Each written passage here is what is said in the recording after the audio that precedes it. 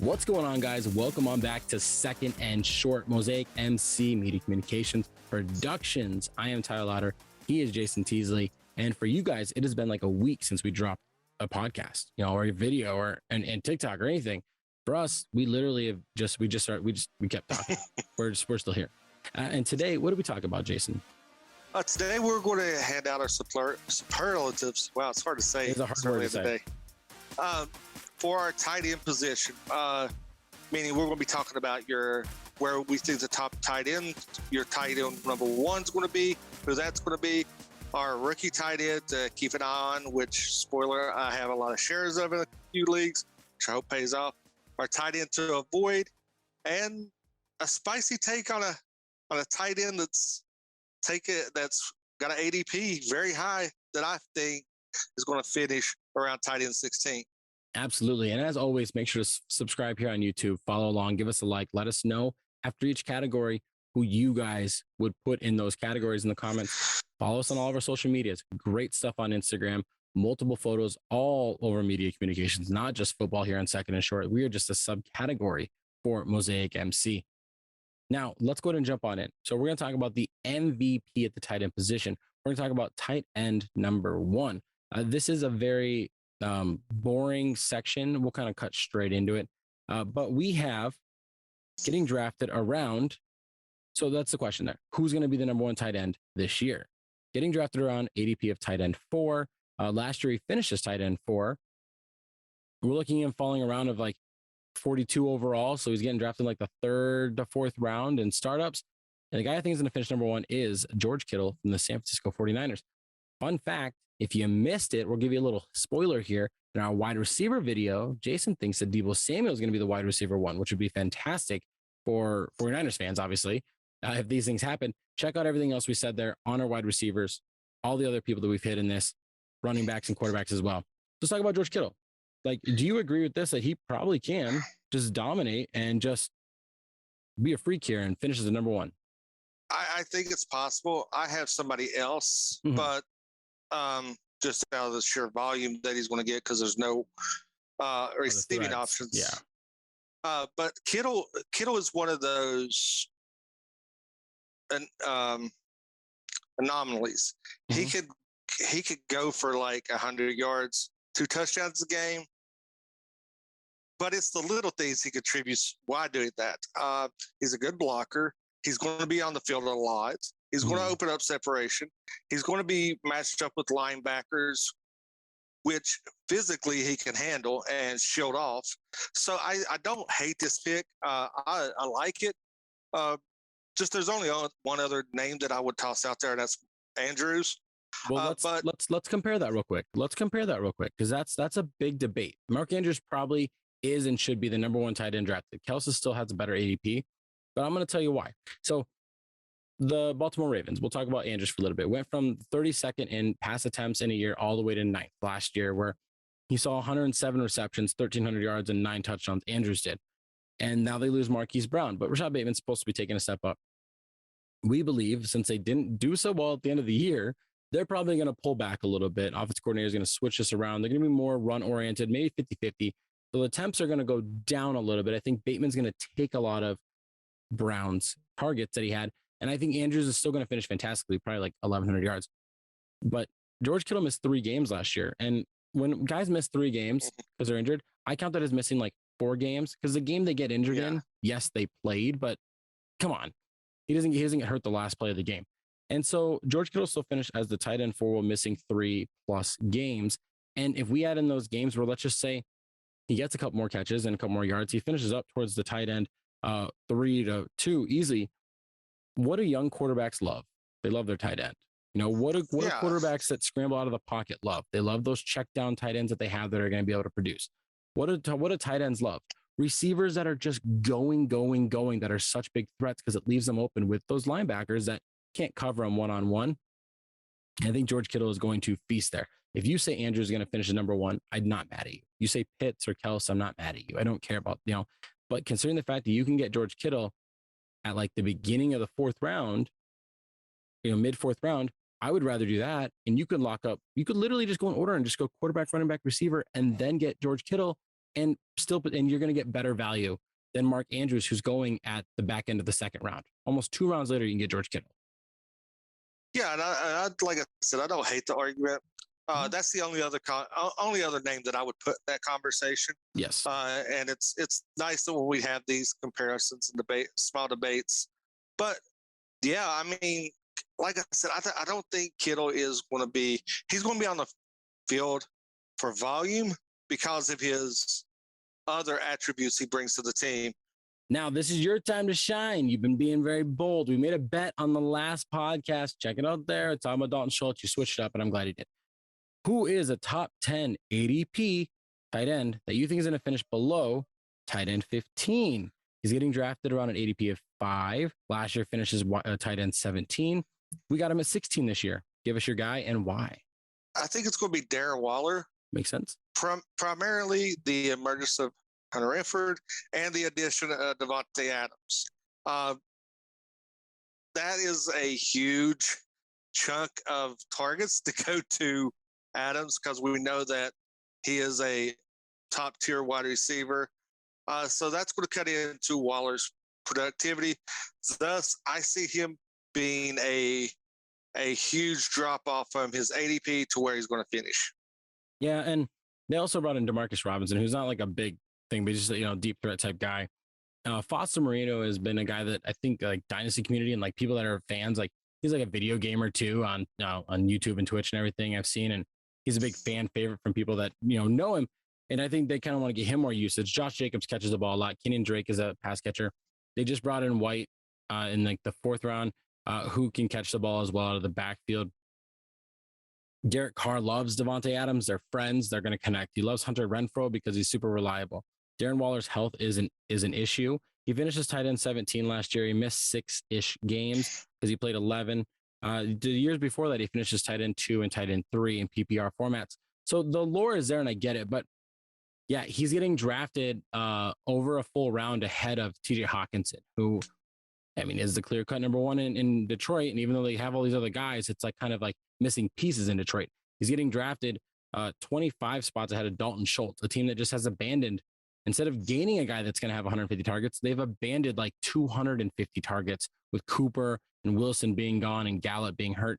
Below that, Dallas Goedert, who is an uprising, underrated tight end that should be finishing in top 5-ish. And then Dawson Knox and Pat Freiermuth, who don't have a lot of competition where they're at, and they're younger guys that can score a lot of touchdowns for those teams that they play for. There's just so many more options that it's too risky drafting around 44 overall, 5th tight end. I see the lore there. If you can trade for him cheap, great. If he falls, like let's say he gets drafted at the top of the 6th round, if you flipped him and Hawkinson and he was, 61, I could do that. I can draft 5 guys before Waller and then take him. But I can't do that here where he's my 4th guy off the board, especially considering the fact he's getting drafted 2 picks behind George Kittle, which is absurd to me because Kittle does not have the target competition that Waller has. So let's move on. Rookie tight end number 1. Probably should be Trey McBride, right? Because like he was the first tight end drafted. We say he's the most well-rounded tight end out there. But what about, we got Greg Dulcich in Denver. He's got to compete with another big athlete, but this is a new regimen that's drafted him. And Russell Wilson could work with tight ends and help him out. But for me, I'm going to trust the guy that just did something with Kyle Pitts and just through the roof. The guy that thinks going to finish as the number 1 tight end this year is Jalin Woods, Indianapolis Colts tight end. I think he has the great athletic profile. I think he really wants to compete with like Mo Alley Cox, who I like this year as well at tight end. It's kind of like a little sleeper, but he's getting drafted as a 27th overall rookie. He's at best the 39th or 40th tight end total getting drafted, and he might be the starter the whole season. Matt Ryan does not avoid tight ends at all. Like young tight ends, Austin Hooper dominated. He obviously worked well with Tony G, but that's Tony G. But like Austin Hooper at a young age, dominated. Then he brings in Kyle Pitts, dominated. I don't see why, if Jelani Woods is this, athletic presence that's more athletic than Hooper, why couldn't he come on in and easily, in my eyes, finish as the number 1 rookie tight end and probably finish, I'd say, in the top 30 for tight ends, which is a great value for you considering you're getting him at the very back end of your drafts or back end of rookie drafts. Yeah, and I own a lot of shares of him, so I'm really hoping that prediction comes true. But yeah, I mean, he doesn't have a lot of competition. Even at the receivers. There's not a lot of wide receiver competition where balls going around, and he's young. He can learn under a veteran tight end, learn the game, get caught up to speed, and he can produce gangbuster numbers with Matt Ryan in Indy, and you could reap the benefits very easily with him. Yeah, I think so too. And I think that he's going to be one of those guys that like his value is going to jump. I think all three of the top guys like Dulcich, Woods, and McBride are all going to jump this next year. But yeah, look for him, the guy that you can easily get very late in drafts that is going to be startable come mid-season. Matt Ryan's going to use him. Now let's move on to your spiciest take of the day. Who is a tight end that has an ADP of 20 plus that has the best chance to finish as tight end 12 or better? This guy last year finished as tight end 30, which is very impressive considering he wasn't the starter. He's getting drafted around tight end 25. I expect this to move up with the recent news. You got him finishing as tight end 12. Yeah, I think this is going to be Cameron Brate. Brady loves his tight ends. Look at the past success, his relationship with Gronk. When Hernandez was in New England with him, both him and Gronk both fed a lot. This is, I think, a logical choice. I don't think it's as spicy as you want to make it out to be, because you got Godwin's going to be out for a little while. Yes. So there you're going to have the volume there to pick up those targets. We know that Brady loves the tight end. Evans is still Evans. He's still consistent. Yeah. So that's going to take pressure off him, and the red zone ability that Brate brings. So I think this is probably one of the easiest picks I've made. You say it's spicy. I say it's logical.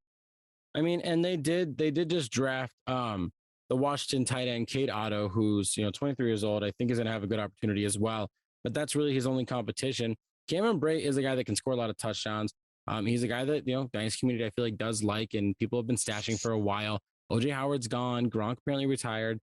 Brady's going to use his tight end. Somebody's going to catch those touchdowns. With I don't hate this with Godwin. I mean, I think Cameron Brate is a great guy to go out and try and get. Probably can snag him for like third round rookie picks right now. Like I said, ADP of 25 among tight ends. Number wise, where I'm looking at this, he's getting drafted in like the 200s. I mean, that number is going to go up, but he's still getting drafted, and we're talking in the teens for rounds. And so at that point, if you decided to go, forget tight end, I'm never drafting a tight end, and you've got like 13 quarterbacks, running backs, and receivers on your team, you can take a risk on Cameron Brate. And I don't think he's going to finish as a top 12 tight end, but it's not impossible considering the fact that we literally just had Rob Gronkowski finish as tight end 7 this past year. And Rob Gronkowski only played in 12 games and he was tight end 7. So the volume is going to be there. The target's going to be there. The touchdowns are going to be there. Now, let's keep you in. Who's a tight end you're avoiding right now? This tight end that you are going to avoid, although you announced the name, finished 5th last year. He's getting drafted around ADP of 11. He's getting a little up there in age, and you think he's going to finish around probably like tight end 14, 15. Who are you avoiding in your startups and everything this year? I'm avoiding Zach Ertz. A lot of hype is surrounding him with Hopkins being out the first 6 games. So I think you're going to see a surge of production out of those first 6 games. Mm-hmm. But when this offense gets back into normalcy with Hopkins coming back, Ertz is going to vanish. They drafted a young rookie tight end. That says a lot there. Mm-hmm. You have Connor, who's going to get a lot of the goal line work, the inside. So you're not going to have Ertz being a goal line presence and a red zone target. So I think this is somebody that is hyped up currently due to the suspension, due to the circumstance. If you can grab him late, benefit those first 6 games, and then sell him, great. But for me, I think this is too much of a risk because the bubble will burst. And ADP is getting drafted ahead of guys like Mike Gesicki, Hunter Henry, Cole Kmet. And we were going to talk about Cole Kmet, but I mean, and Noah Fant, Irv Smith Jr., like those, I just listed guys that are younger than him, have just as much opportunity as him, guys that scored just as many touchdowns as him or get as many receptions or yards, and have the upside of playing on a team that isn't as crowded. Because, I mean, even though Hopkins, let's say his suspension still lands at 6, he still has to compete with, James Conner when they get within 5 yards in that red zone. in the goal line work, they're going to pound it at the middle. But they also brought in Darrell Williams. They have what I'm trying to think of. They traded for Marquise Brown. Rondell Moore is still there. They have AJ Green still. They drafted Trey McBride at 55. Like, so in the second round, that's not you don't draft a guy like that who's not going to see time. And Trey McBride is a pretty good, like we said, well-rounded tight end. Maybe not the best tight end at anything, but he's just always in top 3 of everything you'd want a tight end to be. And so he's a good pass catcher. He's a really good run blocker too. Something that Zach Ertz has dealt with in the past. So with Dallas Goedert, of having a young guy below him, I think though people are going to see like, wow, he came back. Like we all doubted him for a year and he's back to his same status. He's gonna be 32 this year. I just, for me, I don't want to take him ahead of Mike Gesicki, where, you know, he's 5 years, 6 years his elder. And I could have Gesicki, who is pretty much a receiver anyways, lines up like 80% out of the slot. He only lines up at tight end like 20% of the time and on snaps. Or Hunter Henry, who scores mass amounts of touchdowns. Or Cole Kmet, who has like no competition like at all for targets in Chicago outside of like Montgomery and Mooney. That's it. And so, yeah, I see the risk, especially in startups. I think if you already have him from last year and you got the benefit of like getting him really late or getting him for really cheap, I think this is a situation where I would trade after like week 3 or 4. Like I wouldn't wait for Hopkins to come back or wait for like week 6. I would trade him where somebody can still get that value of Hopkins being out. And it's just, you could literally get Mike Gesicki in the exact same round. And I think the values are, even with a really crowded room in Miami, he's just so much younger. Now, last topic, let's go with a tight end surprise. I don't even think I told you who I had here. So my tight end surprise, last year he finished as tight end 145. So not very good. It's going to be a big surprise. He's getting drafted right now as the tight end 17. We're looking at him get drafted like 156 overall. And I think he's going to finish as tight end 10 this year. And that is Washington Commanders tight end Logan Thomas. Carson Wentz loves his tight ends. He uses his tight ends. Granted, he had Zach Ertz and Dallas Goedert. But I mean, Mo Alley Cox looked like a startable tight end last year with him. Even though we all dogged on Carson Wentz, everybody that listens to this podcast knows that you and I are fans of Carson Wentz. We love him. I think he's going to finish as a top 10 to 13 quarterback. Okay, so who's going to feast from him? Yes, I know they drafted a guy in the first round, Jahan Dotson. We think he's going to be good. Terry McLaurin, they're working on some contract stuff. He's still going to feast. Curtis Samuel, probably be used as like a scat guy in the backfield plus catching. Logan Thomas, if healthy, is going to get 10 touchdowns. I don't deny it. If he gets 10 touchdowns, Gronk, like I just said, Gronk missed so much time and he still finishes tight end 7. I think him finishing as tight end 10, which let's stat wise for you real quick. That would put him at Dawson Knox. He needs 49 catches, 589 yards, and 9 touchdowns. Like I see that happening if Logan Thomas is healthy, if he's healthy. But you're drafting him in like round 12 anyways, so round 13. Yeah, he's a guy that I'm big on. I have him in a lot of leagues as my tight end 2. You know, just to kind of play the hot hand when I'm struggling at tight end. But yeah, I feel that this is a good opportunity because he is a good target for Wentz to hit on those little intermediate routes. He gives you a nice red zone. So yeah, I don't hate this. I don't think this is a big surprise between me and you in our conversations, but maybe for the fantasy community might not be on board. But hey, we're here. We're open for discussion. Leave your comment below to see who you plug in this. I mean, former quarterback. I mean, he's 2 years removed from being tight end 3. And last year he was hurt. I see him getting back on track. He doesn't have a lot of wear and tear because he hasn't had a lot of, touches and targets. But the year he was tight end 3, he kind of dominated there. And we're looking at like the team, like I said, all those receivers, Antonio Gibson, JD McKissick, they drafted Brian Robinson. He has to deal with Cole Turner and John Bates at tight end, right? Those guys, you're worried about those guys, right? No, I'm not either. I don't care. I don't care who's the quarterback there in Washington. He's going to feast. As long as he's healthy, you can do what we both just said. Go your first 12 picks all everywhere else, and then come back to back and get Cameron Brate and Logan Thomas, and you might look like a goddamn genius holding up that trophy at the end of the year. And those have been our tight end superlatives. Now, we're going to give you guys some sleepers and everything on the next few episodes and some obvious. We're going to do an obvious episode where it's just stop being dumb. Just be obvious here and just go. Subscribe, follow, comment down below on YouTube here. Everything you guys think that we have for each category. Also, follow us on all social medias. He is Jason Teasley. I am Tyler Louder. Thank you guys for joining us in our superlative, it's actually a hard thing to say, talk. We'll see you guys next week.